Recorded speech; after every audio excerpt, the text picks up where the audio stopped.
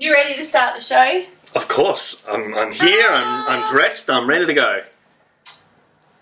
I think your t-shirt might be on the wrong way. Oh, you know, you're right. It feels weird in the neck. Hang on. I know how to fix this. Welcome to JRev! Sorry, guys. Do-do-do-do-do.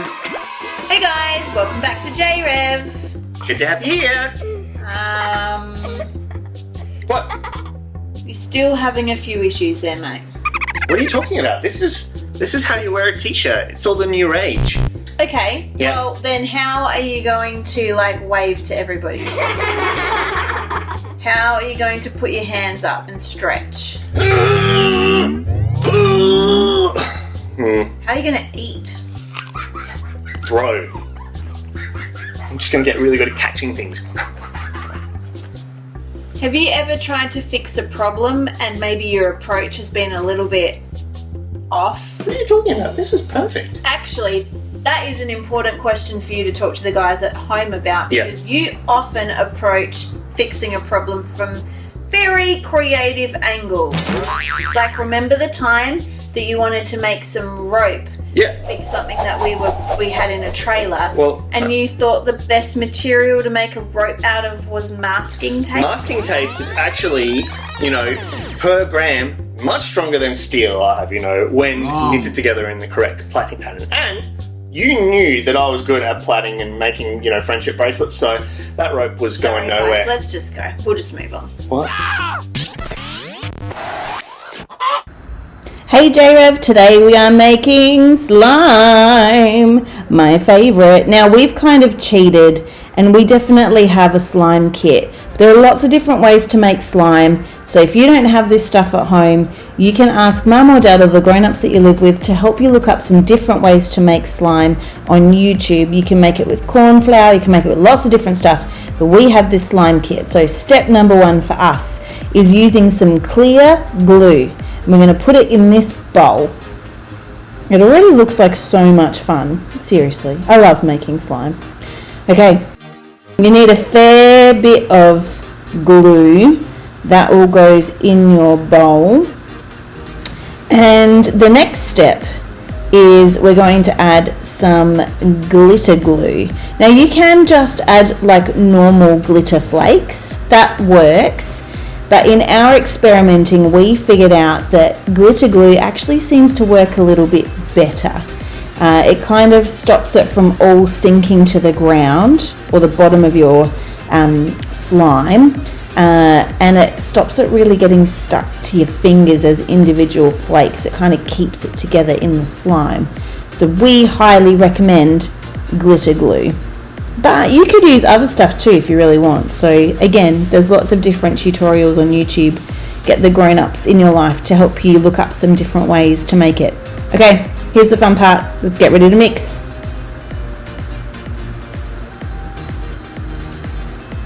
Oh, let's speed it up. This is taking too long. Imagine if you could do that in real life. Just hit the speed up button to do things faster that feel a little bit boring. Okay. Next step, we have the magic slime liquid from our slime kit. This is what turns it from a liquid into a bit more of a solid. So again, there are lots of different ways to make slime. Have a look on YouTube if you don't have access to one of these slime kits. We're going to be honest with you, JRev, and say we did test a few different ways to make slime. This one was the one that we thought was the most effective. So let's hit the speed up button again. It's starting to look a bit like a jellyfish. Look at it. Oh, let's keep mixing. Mix, mix, mix. It'll start to all come together and start to look a bit more like a solid blob rather than just some liquid in a bowl. When you feel like it's started to really come together, you'll be able to pick it up and it'll feel quite solid. Now, the catch with this is the more that you play with it, the more firm and solid it becomes. So again, it's just a case of experimenting. Have fun making some slime. Woo! Sarah, it's okay. I actually fixed the problem. Oh, good. Yeah, so before I realised the error of my ways, both of my hands were through one sleeve, but actually the head hole in your t-shirt is way bigger than your arm sleeve, so this is perfect. Is he serious? Yes. Is he for always. real? I never kid. Okay, question. Yes. How are you going to walk your dog? Here, Manny. Give me your lead. Yep. How are you going to cook for yourself? If I can reach a phone, I can Uber Eats. Most important question. Mhm. When you go to the toilet, how are you going to wipe your butt? I'll buy a bidet. Guys, I'm so sorry. What? He's completely out of control. I don't know what to do with him, so I think it's best if we just get on with the show and ask you to send some stuff into the JRev letterbox. Oh, that'd be great. And I can open all the mail, but hold it really close to my face, I guess. I don't know that that's going to be overly, maybe you could send it with a stand. I think it's best if we just leave him so to that you could, his own I could devices. open the mail. Hang on, I'll just dial him down a little bit. So if you've been working on anything that you want to show us on the show, just ask the grown-ups that you live with to send it into this address, not addressed. Address is the word. I'm getting distracted because Chris is doing ridiculous things behind me, so I think it's best if we just go straight to the gallery now.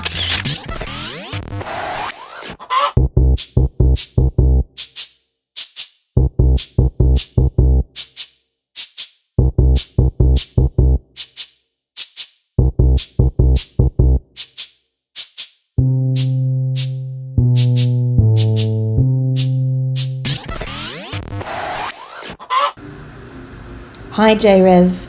Today we're going to do something a little bit different.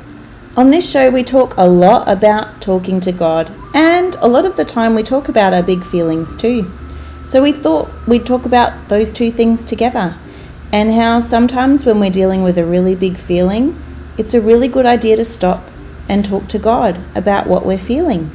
So today we thought we'd practice doing that, and we've got this really cool video that just helps me feel really calm. It gives me something to look at and focus on my breathing. So we're going to do that together. So we invite you to have a look at the blobs on the screen.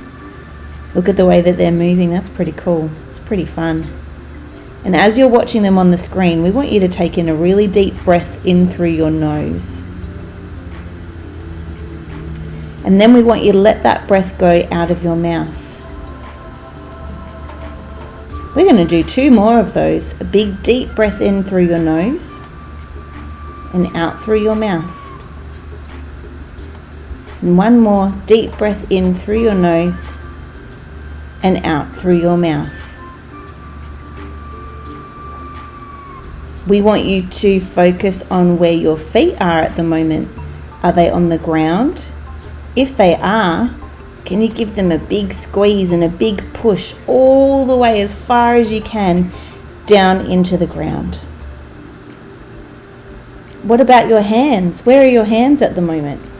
We want you to put them on your lap and give them a really big squeeze as tight as you can, and then let them go. This time, as you take in a deep breath through your nose, we want you to start talking to God and say, God, I know that you're with me. Take a deep breath in. And as you let your breath out, this time we want you to say, God, I know that you love me. Let's do that again. In through your nose, and remember inside of your mind to say, God, I know that you're with me. And as you breathe out, you can say, God, I know that you love me. Let's do it one more time. Breathe in through your nose and remember inside of your mind to say, God, I know that you're with me. And breathe out and say inside of your mind, God, I know that you love me.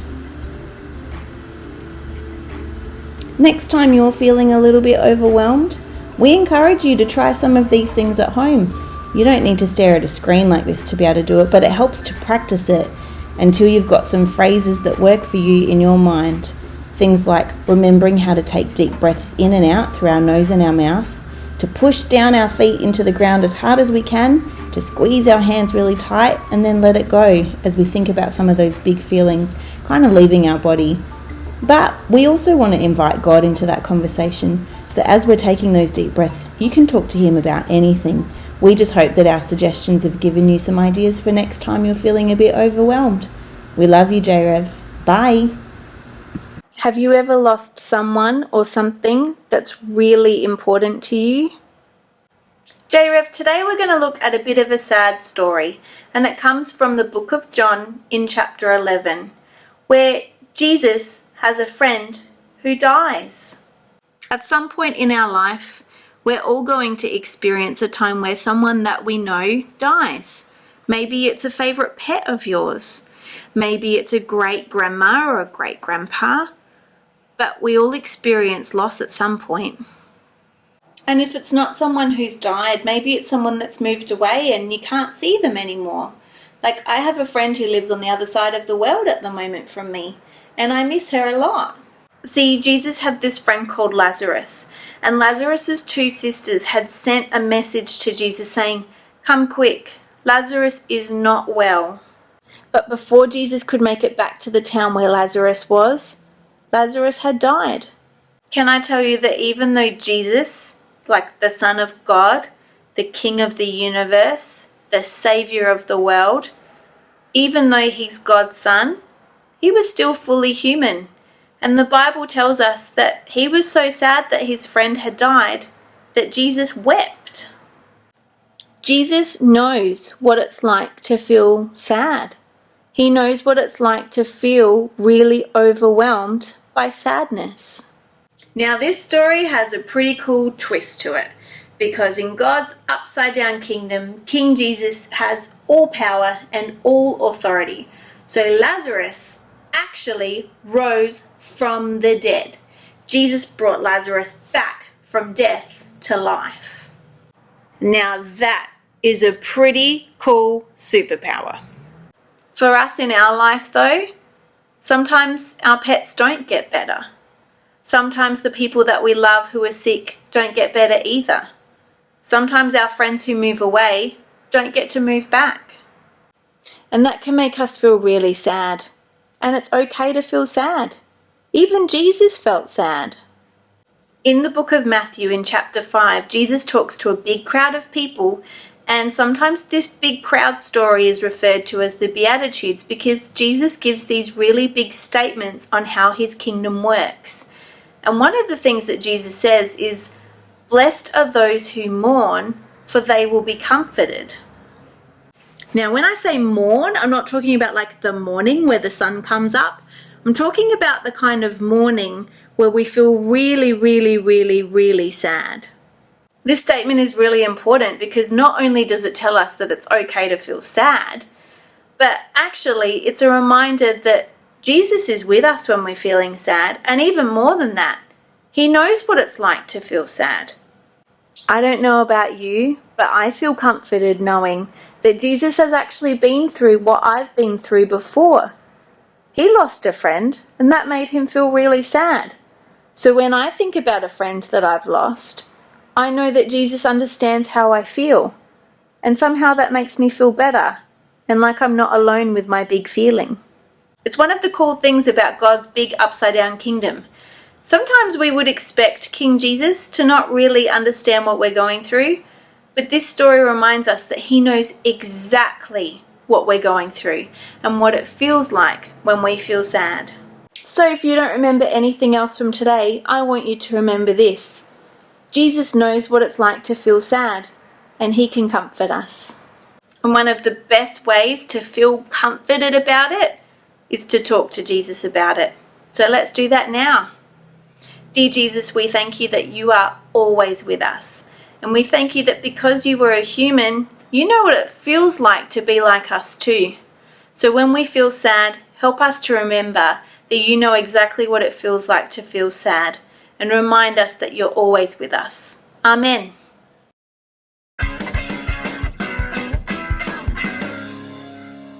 Today's memory verse helps us heaps when we're thinking about how we bring God's kingdom. It's from Matthew 6, verse 10. Your kingdom come. Your will be done on earth as it is in heaven. Should we do it again? Okay. Matthew 6, verse 10. Your kingdom come. Your will be done on earth as it is in heaven. Hey JRev, guess what time it is? Oh, It's time it is high time to wear a t-shirt normally. that you've learned how to dress yourself. Congratulations to you, Chris Green. Take a bow for the JRevers at home. Thank We you. are immensely proud of Thank you you. that at 34 years old you can now put on a t-shirt independently. Well, you know what? I realised that Professor Albert T-shirt, the inventor of the t-shirt, actually knew what he was doing when he made the t-shirt originally back in 1937. So, you know, I figured I should probably just follow his original patent ideas and, you know, wear it normally. So, there you go. That's not a real scientist, and Chris just invented that piece of information to try and impress you. But do you know what today's challenge is? Yes, it is. The challenge this week is don't fix it, feel it. Huh? Well, I don't know about you, Sarah, but when I see something that's broken, Right. I have this drive, this urge to fix it. Sometimes in, you know, some pretty novel ways, right? I'll think outside the box and I'll try and think of different ways that I could go about approaching how to fix it. Yeah, how does that work for you most of the time? It doesn't work out too great. But this week, it's not about fixing things as much as it is not fixing people. Ooh, tell me more. So, Sarah, do you know anyone who has ever been sad? Oh, yes. So many people. Like last week, I was talking to my friend whose dog had passed away. Oh, don't start. Dogs live forever, Sarah. Yes, they live forever. The sad reality Not gonna is cry? that sad things happen to everybody. Yeah. So, when your friend was sad, did you go out of your way to go, don't worry, I'll get you a new dog that looks exactly like the old dog and I'll make sure that they are named the same and maybe even they're from the same litter. I will go to the ends of the earth to fix your sorrows and then everything will be okay and you won't have to be sad anymore. Is that what you did? No. What did you do instead? You can't fix that. No, you can't fix that. So what did you do with your friend instead? I sat with my friend. Yeah. And we talked about all of our happy memories of her dog. And we talked about how much we would miss her dog. And we cried for a while. And we also laughed because her dog was pretty funny. And we remembered her dog. So JRev, it's really important that you know that it's okay to have big feelings and it's okay for others to have big feelings. Yeah. And just because you or other people are having big feelings doesn't mean that it needs fixing. It doesn't need covering up. Sometimes you just have to feel the big feelings. Yeah, it's actually really important, and it shows the other person that you care about what they're experiencing and that what they're experiencing is really important. Because you wouldn't have said to your friend, oh, get over it, you'll be right. Moving on. No, that's a horrible thing to say. Yeah, it's really important that you feel what your other person is feeling. Yeah, and validate that what they're experiencing is really important and normal. Yeah. Sarah, all this talk about your friend's dog dying, Yes, that's super sad. so sad. I don't want to fix it, but I do want to feel the feelings and say I'm sorry that your dog died. So I'm actually going to go and make a card and I might draw a dog on that's it. a nice idea. And I might say, I'm sorry your dog died. Yeah. I'm your friend and I will be here for you. Yeah, that's really kind. Yeah, We'll so- see you next time, JRev. Bye. Okay, so I'm going to need some craft paper. Yeah. I'm thinking I might do a bit of an impressionist version of the dog. Yes. Because I like the idea of like a Picasso dog.